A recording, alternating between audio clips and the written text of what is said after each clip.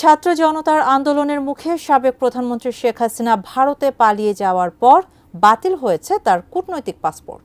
এরপরই গুঞ্জন উঠে কয়েকদিনের মধ্যেই শেখ হাসিনাকে ফেরত পাঠাচ্ছে মোদি সরকার।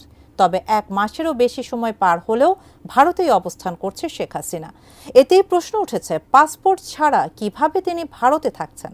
এবার বিষয়টি নিয়ে মুখ খুলেছেন পররাষ্ট্র উপদেষ্টা মোহাম্মদ তৌহিদ হোসেন।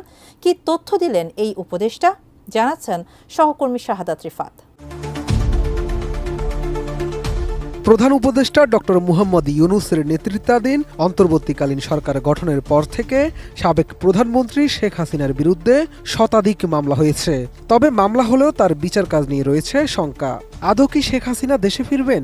আর কূটনৈতিক পাসপোর্ট বাতিলের পরও তিনি কিভাবে ভারতে অবস্থান করছেন?